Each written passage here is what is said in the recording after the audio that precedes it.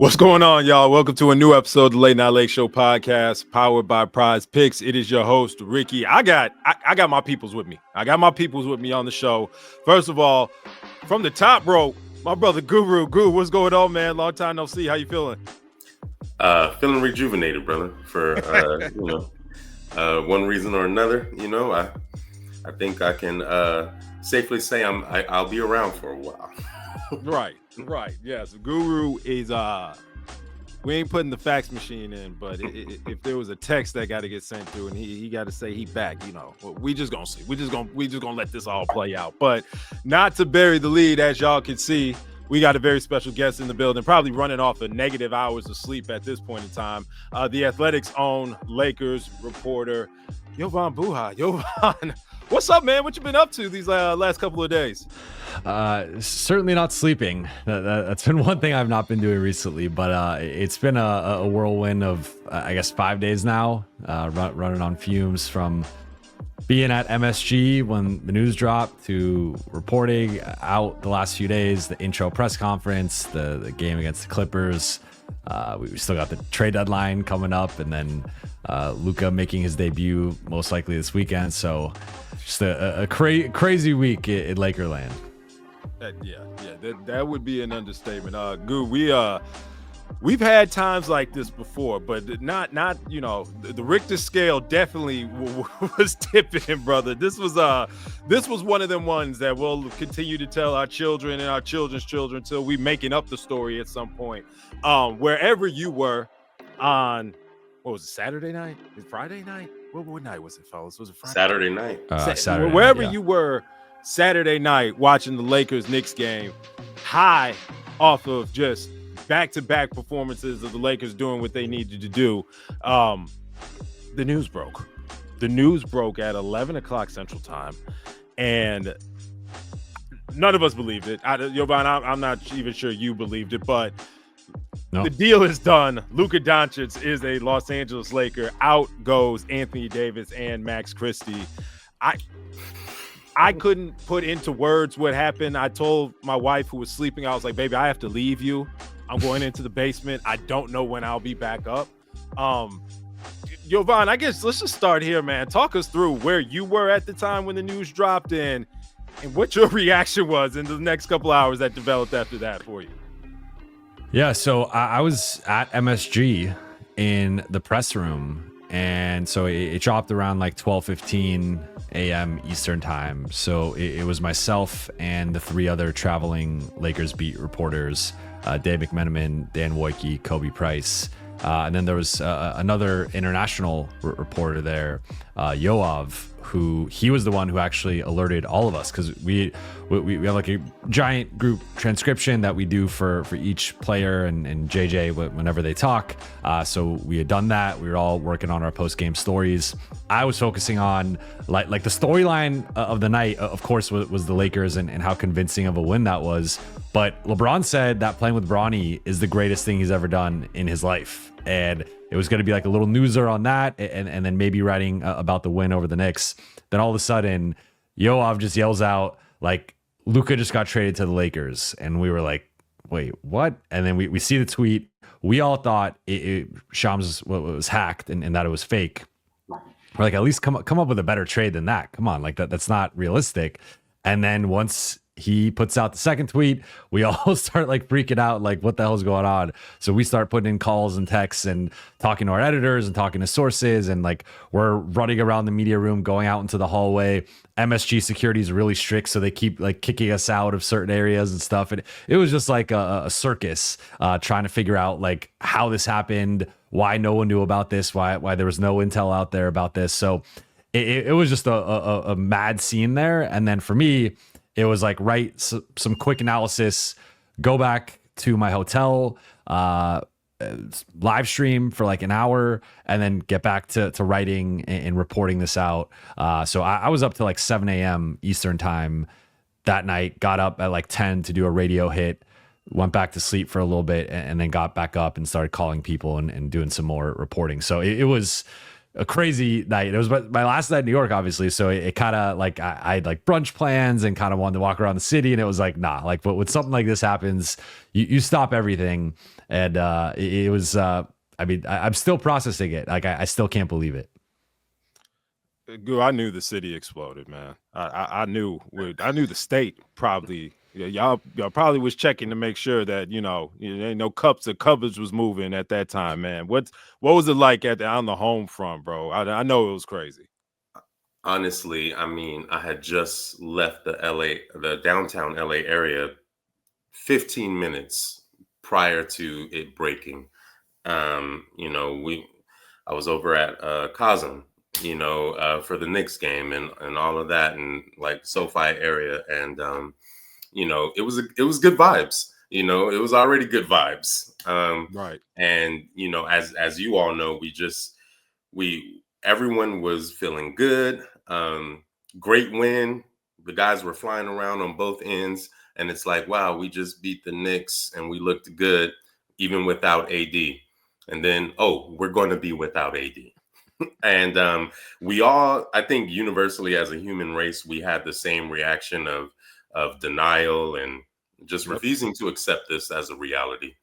And as it took about maybe 10, 15 minutes for me to actually bring myself to be like, wow, this just happened. And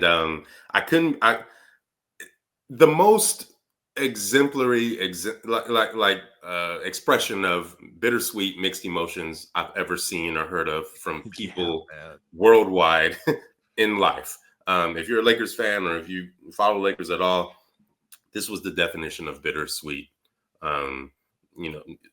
Pure Webster definition. It's like, bro, it's like watching your son win a gold medal, but second place is your nephew, and he just tore his ACL right at the finish line.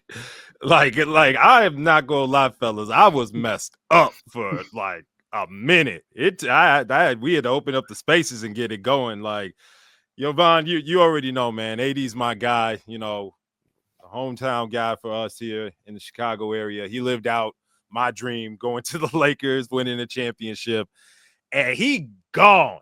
Just out the door. Yo, when's the last time you talked to AD? You're not gonna see him in the home locker room no more, bro. Yeah, he cleared out in Philly before. It would have been the Charlotte game, which was his last full game as a Laker. So post game in Charlotte, because Philly he was already gone by the time, or I think he was just walking out of the locker room, but by the time we got there.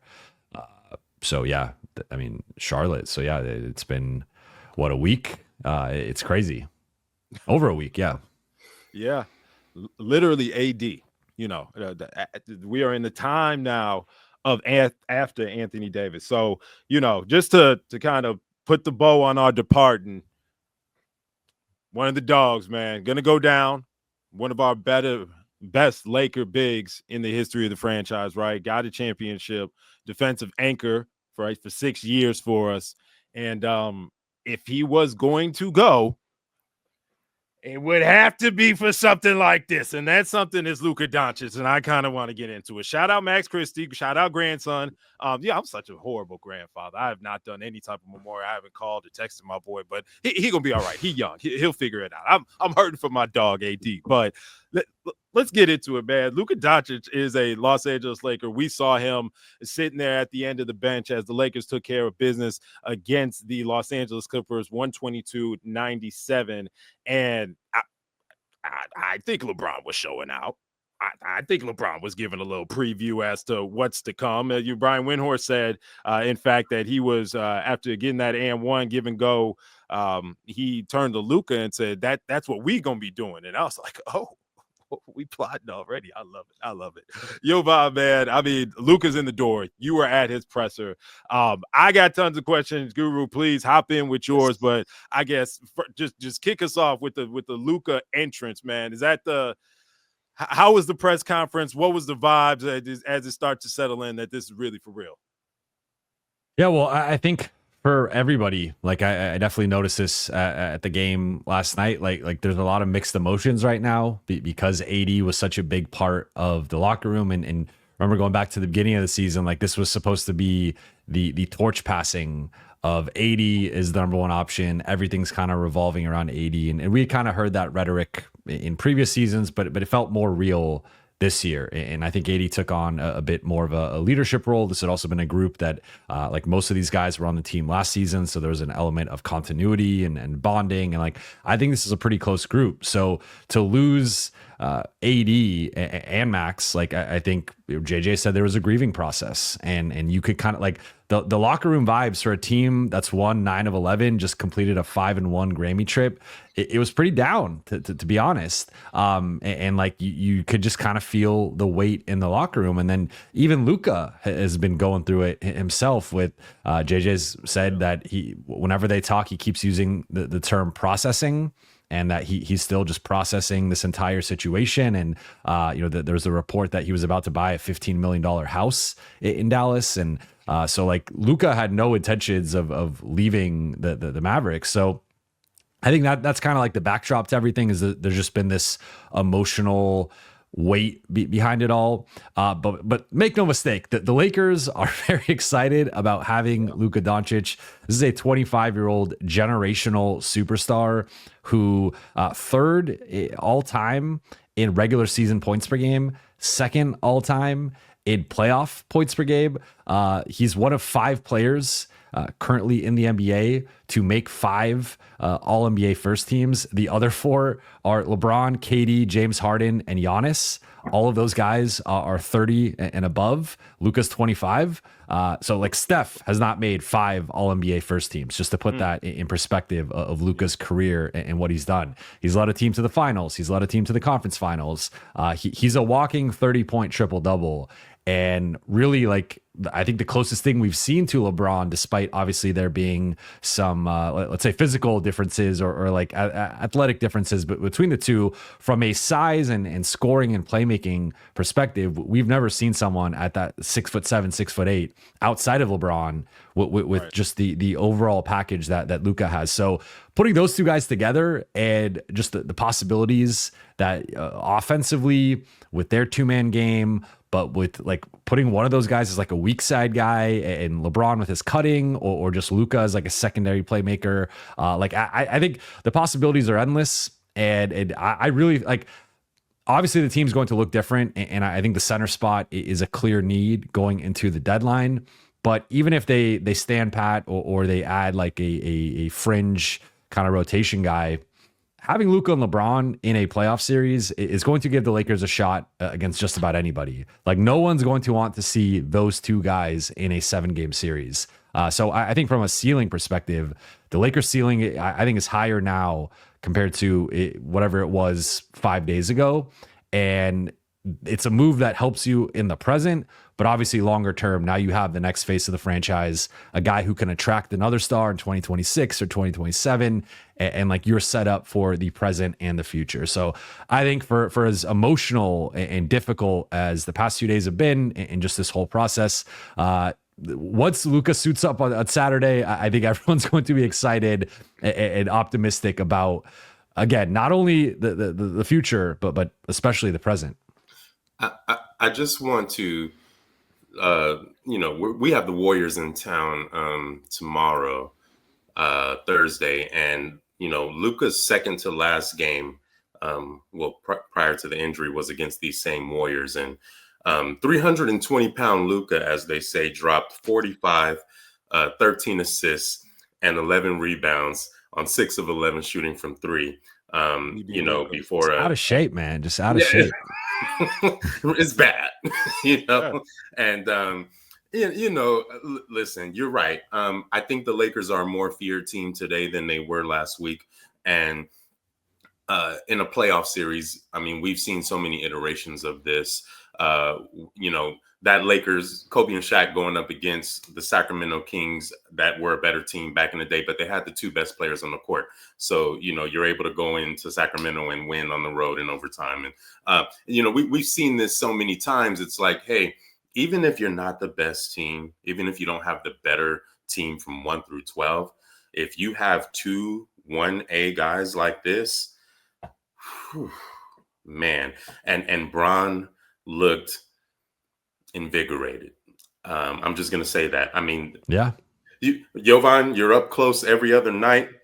Tell me, how many times this season have you seen those type of closeouts and rotations? He was diving on the floor. I will say, like, brings it out. I felt like the Knicks game was similar, but also, I mean, who knows? Like, JJ already knew about it before the game, which kind of changes the way I view that whole situation. Because like pregame, JJ was in a great mood and he was like, "I'm juiced," and then he kind of couched it with like, "Well, it's Lakers Knicks, like prime time, like da da da da." And then in retrospect, it was like, "Well, this dude knew what was coming," and he.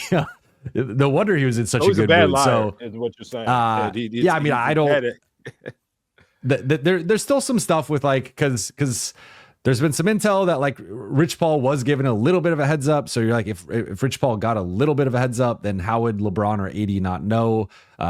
Like that, there's still some parts of it that I'm not quite sure about. But I would say like LeBron in general recently has been playing at such a high level on both ends of the floor and really setting a certain tone that like it almost felt like it did predate this trade and you know the last like week or so, like I would say going back to like the Boston game, LeBron was really locked in, and from that point on, the Lakers have been playing incredible basketball outside of that stinker in Philly. But yeah, I mean, to your point, like I think there was an element of putting on a show. There's mutual admiration there between Luka and LeBron. Luka's said LeBron's his favorite player. He grew up idolizing him.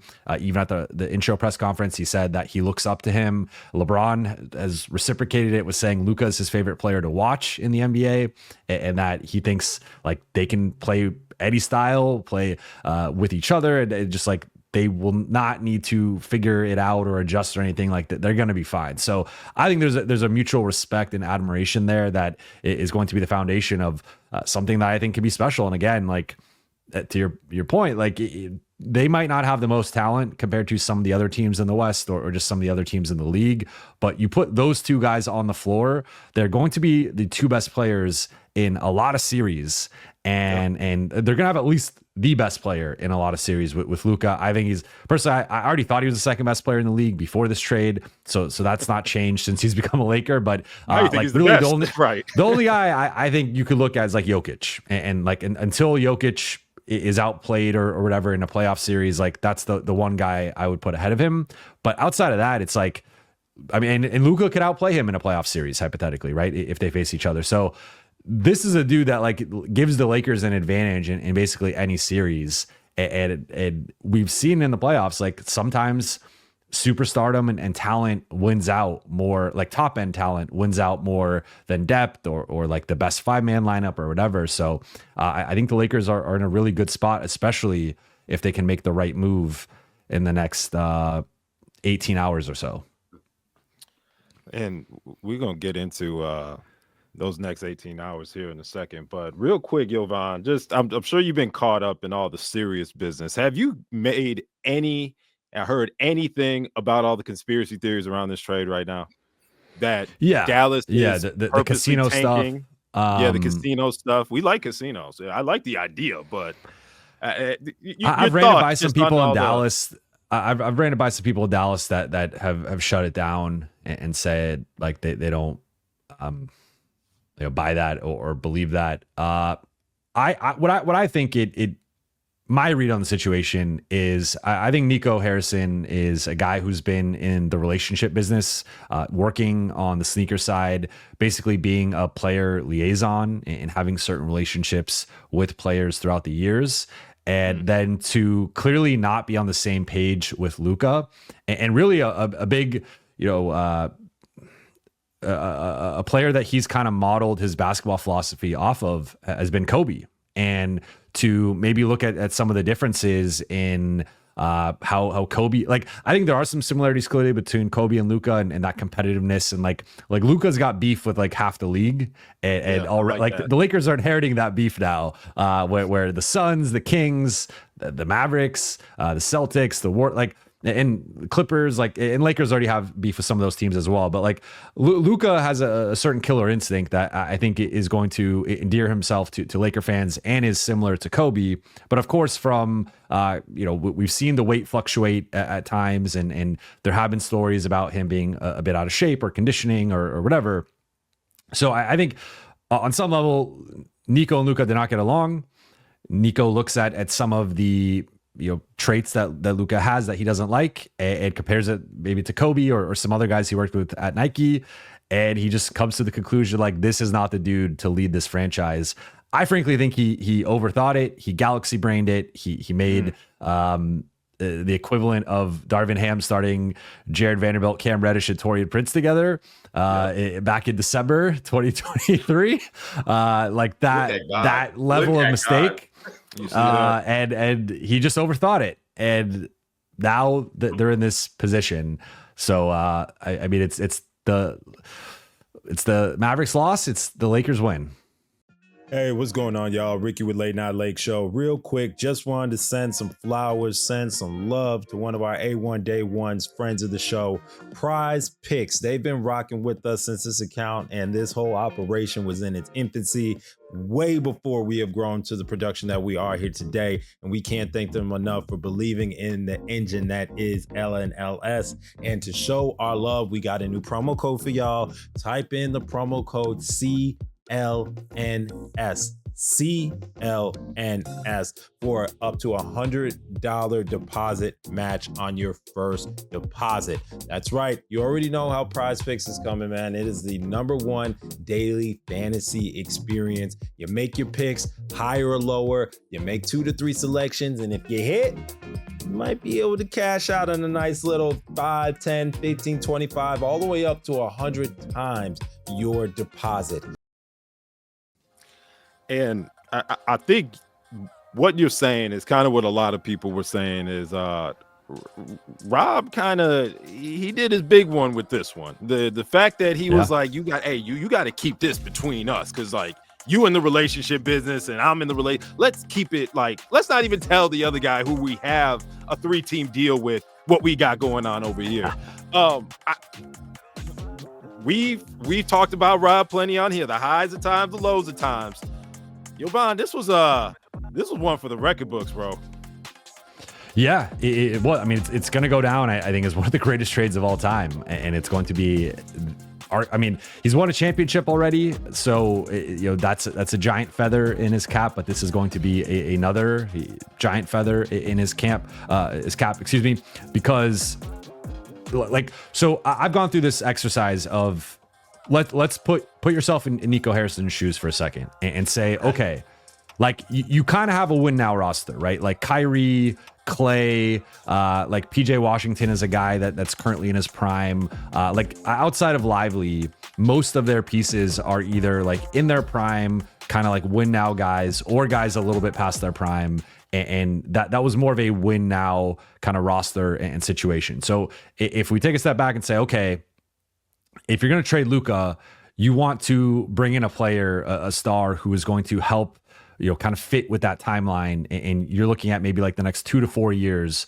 of trying to compete, trying to contend, and a star that matches that. So of course you're going to go through Wembanyama, Jokic, Ant, whoever, Giannis at the top of the league. And you're not going to get any of those guys for Luka, especially with the potential of him not wanting to be there and the contract situation. So I think you pretty quickly get to AD as a guy in the top 10 who fits that timeline. And you can make a case for like Luka's better, but like the gap isn't like, I mean, it's a big gap, but it's like, at least in the present, it's not like, right. It's not the Grand Canyon. Longer term, it's going to be, and that's the thing where like the 6-year difference and like how AD might age with the injuries and stuff. But you could talk like, I think there's a world where you could talk yourself into AD for Luka as like the base, but then you got to get the 2 picks from the Lakers. You got to get Austin Reeves. You got to get Dalton Connect. You got to get pick swaps. And the fact that all they got was Max Christie and a first-round pick, and no shade to Max, I actually think the Lakers are really going to miss Max. And if there was a way to have put Dalton or someone else in the trade, like I think that would have been a better path. I think Max would fit great next to Luka.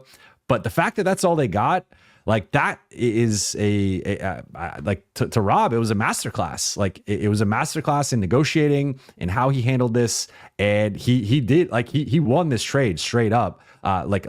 Forget like the kind of the final part of it, but from start to finish, the way that they kept it a secret, they kept people out of it, they didn't let people intervene, and then he was able to, no, we're not giving up Dalton Connect. No, we're not giving up the second pick. No, we're not giving up any swaps. Like that. I mean, I think people look at it a lot differently. If it is like 80 Austin, 2 picks, like 2 or 3 pick swaps, Dalton, the Lakers emptied the cupboard. And at that point, I still think they win the trade, but it's a little bit more balanced with the way that this just went down. It's like, I mean, Rob ran circles around him in the negotiation. So I think for as much flack as he's gotten, he deserves a lot of credit for this whole situation. And obviously Dallas approached him. So it's not like he uncovered that Luka was available necessarily, or like it was some like mastermind plan with that. But once he got the opportunity, he maximized it. And really, I can't see how they could have given up any less. And that's a testament to him and his negotiation skills in this situation. I think not only that, I mean, Rob was next to Kobe for a lot of Kobe's adult life, if not most of it. And I think he recognizes that same thing in Luka, which is, an absolute killer. He referenced it, a couple at the press conference yesterday, if I'm not mistaken. There's something about, there's something about when a guy like that steps on the court, the teammates know we have a chance to win anytime the ball is in his hands. They're more confident. The other team carries a certain, they peep that mystique as well, and they are not as confident, and some of that we have lost in the last few years, and it's back now instantaneously. This guy, our struggles against these Nuggets, Luka's been averaging 34 points against the Nuggets in his last 5 times that he's played them. That's what I'm talking about. Like I can't think of a player in the league or a coach or a scheme that exists where, we know that when Luka faces this scheme, this coaching staff, this team, this defender, that is just going to be a rough night for him. I don't know what that situation is. Yeah. On the other hand, again, no shade, but prior to Luka, we've been in position where we know we have these tough matchups with this team. Yeah. This coaching staff kind of, knows how to scheme us. And so you get a guy here that's just a problem. He's one of the riddles of the NBA, and I couldn't be more excited, man. I couldn't be more excited. We out here, man. Luka's it's about to be one of those things where when they take the court on Saturday, and I don't know what family obligations I have on Saturday. I don't know more. I was gonna say anymore. You don't anymore. No, I'm working, baby. You're free now. I'm working. Right, exactly. Hey, it's an early game. It's a 1 p.m. Pacific game, so perfect. People could be day drinking. It's going to be a party, bro. It's literally a brunch game. Yeah, a brunch guy. Yeah. Okay. You know what? I've heard enough.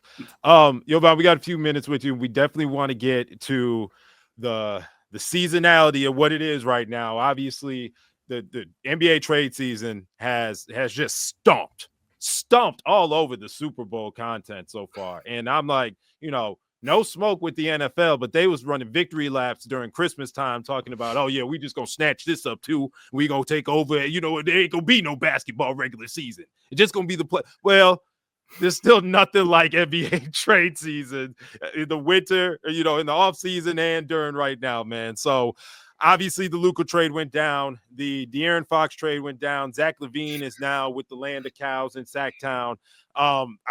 Breaking news, right?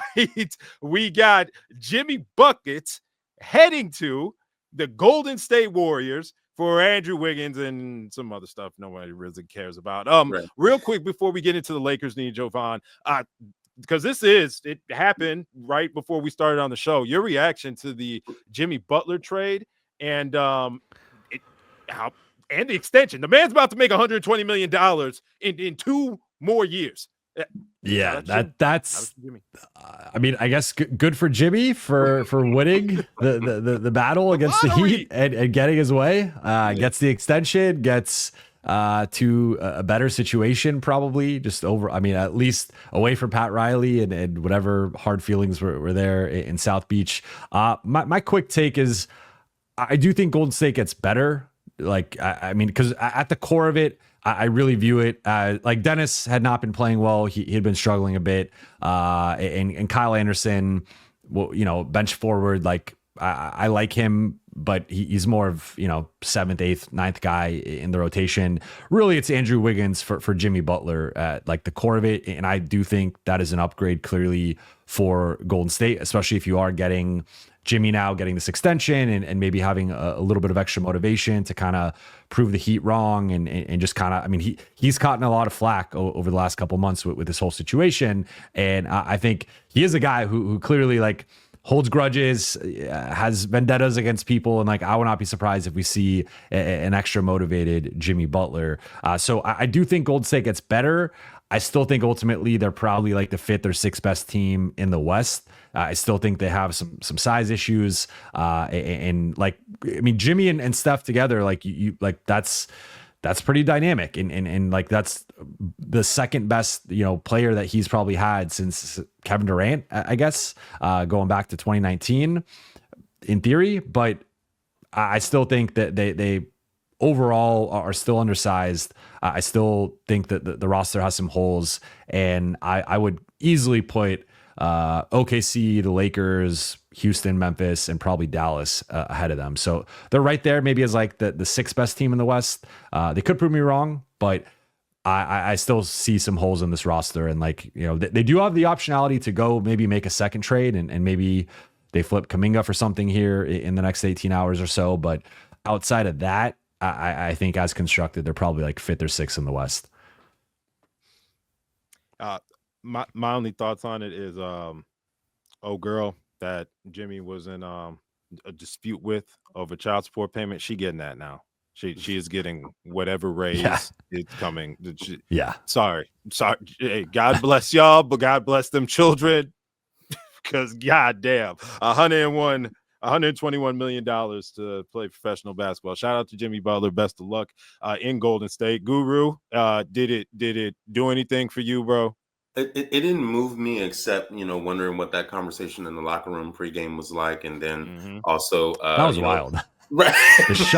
They shut down the locker room during the open locker room portion because we get 30 minutes in the locker room or they have to open it up and let us in, and apparently they kick the media out and shut it down. I mean, that's amazing. You know, as soon as that went out, I just you know there's a trade happening at that point, and so the intrigue was up at that time. And then, you know, I went straight to thinking, oh man, like that could be scary. 2 dogs like Draymond and Jimmy, but I don't think this one will be scary enough to move me or like you said, you know, those top 6, 7 teams in the West. They have a uphill climb, uphill battle. I don't know if Kerr is happy about this trade. That remains to be seen. He's not really a Warriors player. From a stylistic perspective. Yeah, and I think that's why Dennis struggled.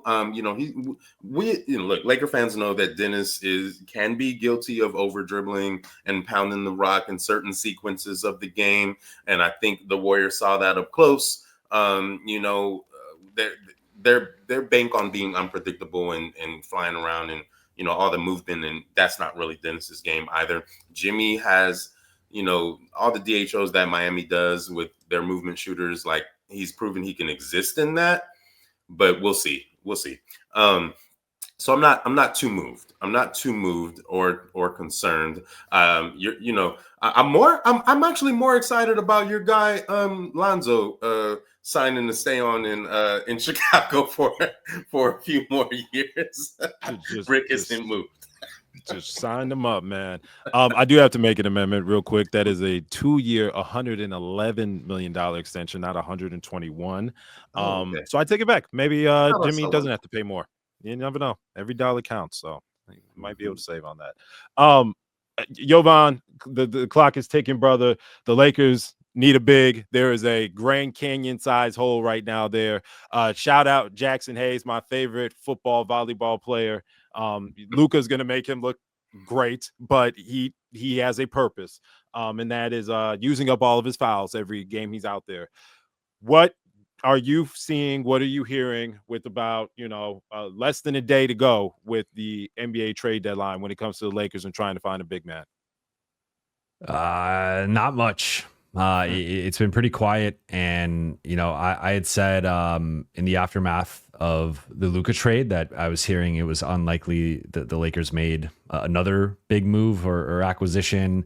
Rob Pelinka obviously yesterday spoke to the media and said that the team is going to try and look for a center upgrade and be active on the market, but ultimately he thinks something along the margins of the roster is more likely. And then he also did a follow-up interview with ESPN LA Radio and said they're going to look at the buyout market and potentially sign someone of note. The Lakers are a first apron team, which means they cannot sign any buyout players who are making above the non-taxpayer MLE, which is roughly at about 13 million. So a guy like Bruce Brown or a Ben Simmons, if one of those two guys, for example, those have been a couple of popular buyout names that have been thrown out there. They cannot sign either one of those guys if they were available. So my assumption right now, based on the intel I have, would be either some type of move of flipping Maxi Kleber in a second for something, potentially aggregating the contracts of Christian Wood and Cam Reddish together, and that gets you to about 5.2 million.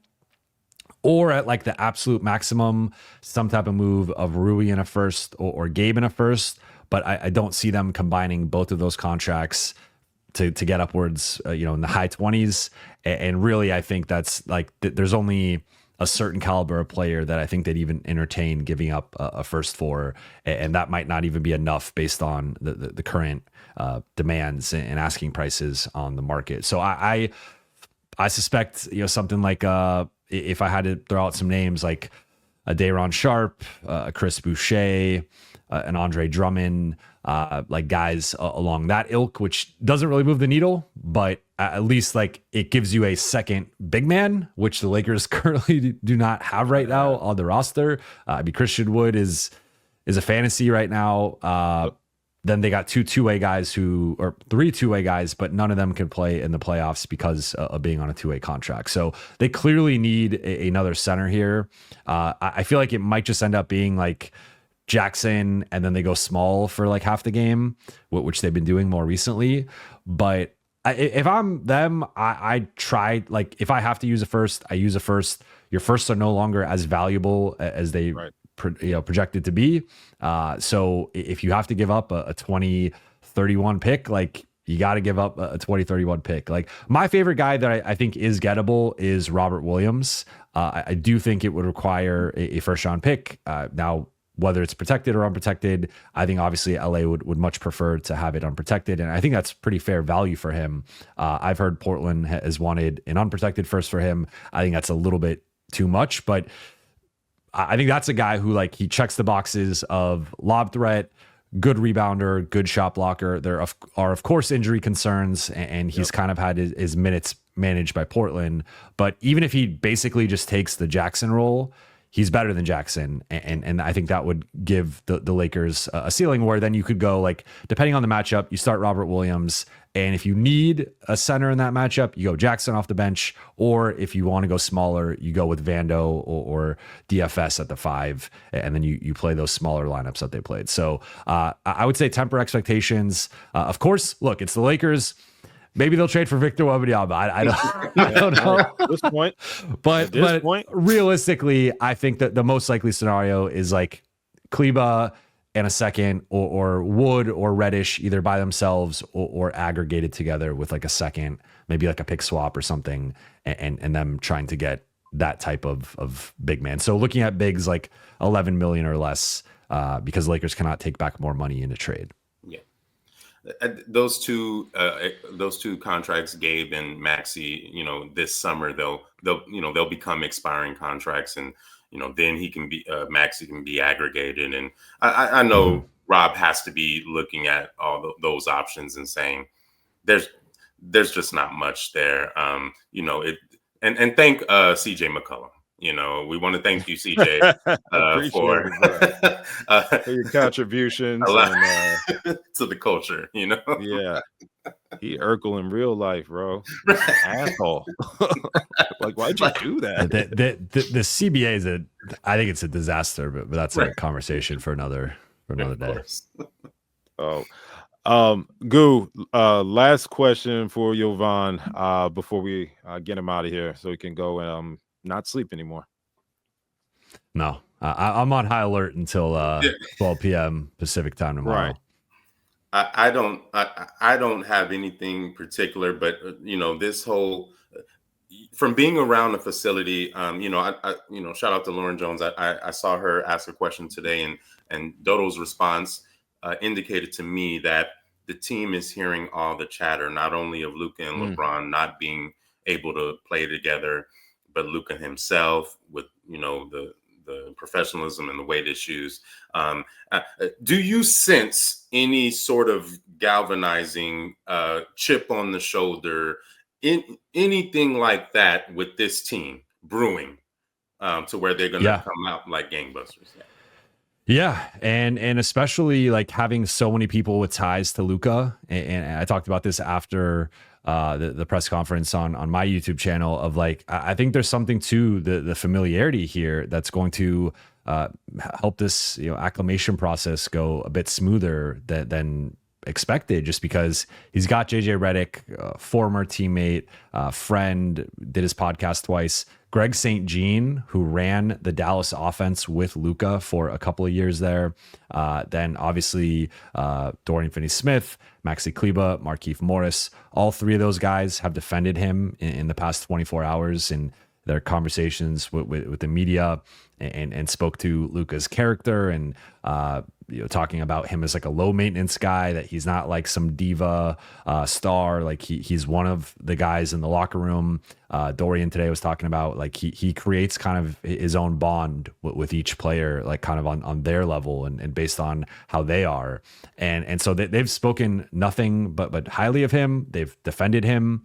They've defended all the stuff about his work ethic and conditioning. And like they've talked about, this is a guy who, if he can play, he will play no matter how banged up or injured he is. Like he literally has to be unable to play for him to miss basketball games, and that he hates being subbed out. He wants to play 40 plus minutes every night.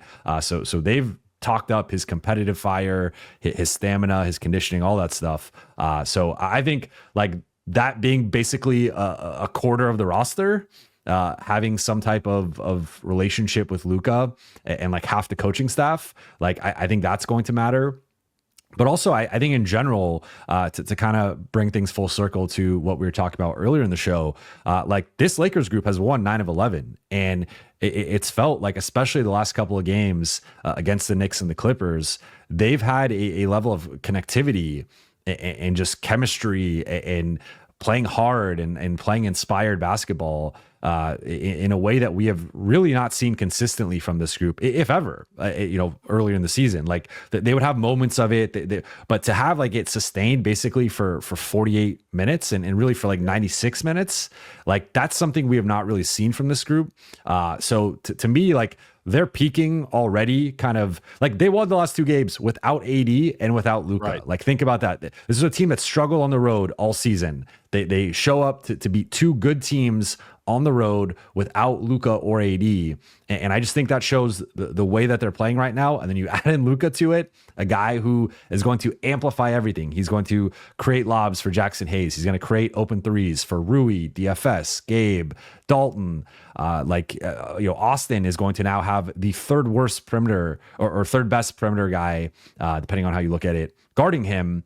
And like he's going to cook those guys. So the Lakers are in a great position right now. And as long as they can stay healthy and maybe surprise us at the deadline and pull off something no one is expecting, like I think this is a team that has conference finals or even potentially finals potential.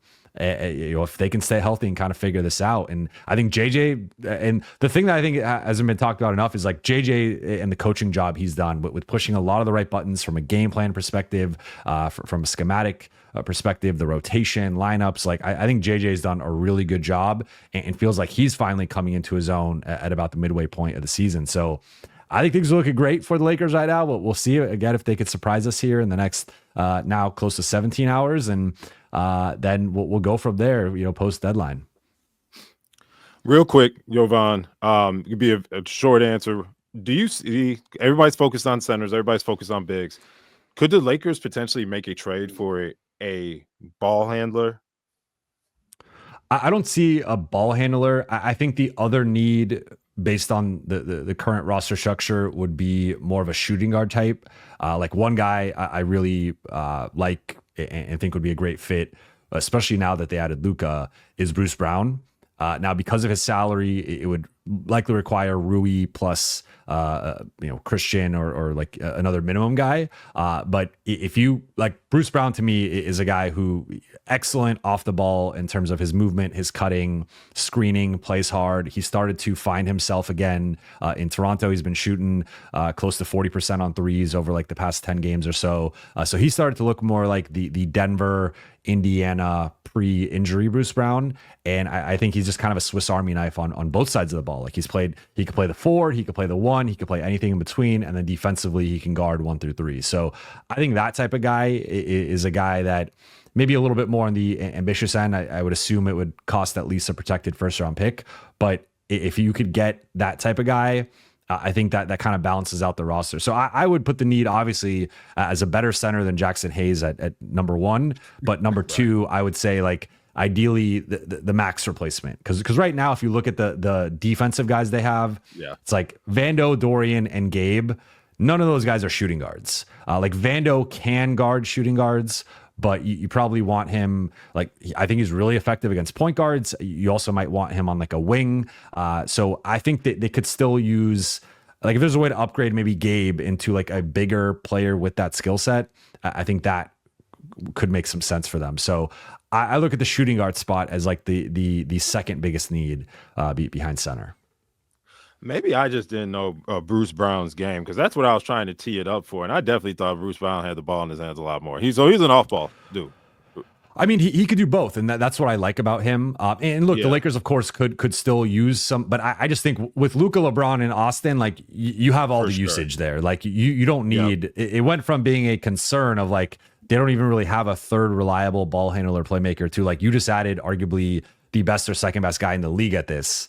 So now it's a strength of this roster. So between those 3, I think you're going to be fine, especially if Gabe's like your 4th guy. I think that's like a more proper slotting of him.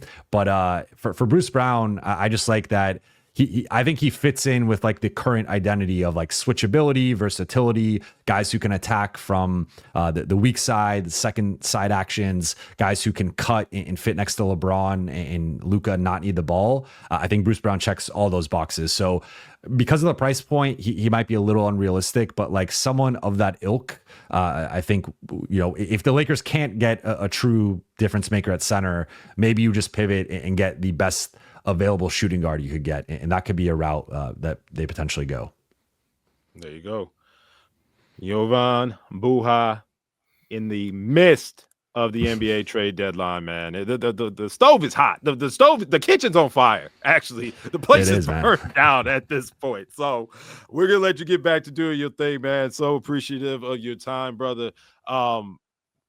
I'll ask you off to the side, and maybe I'll fill in the team later.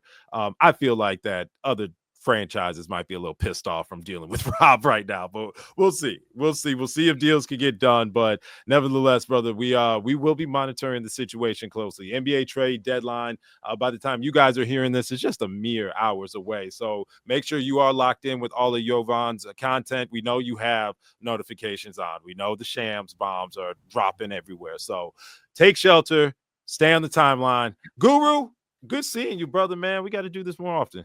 Yeah, man. Good seeing everybody. Good being on. Good chat and good vibes. The city is back up. We outside. Late Night Lake Show. Appreciate you guys. Make sure you are subscribed wherever you get your hashtag good content for Jovan and Guru. It's Ricky. Peace.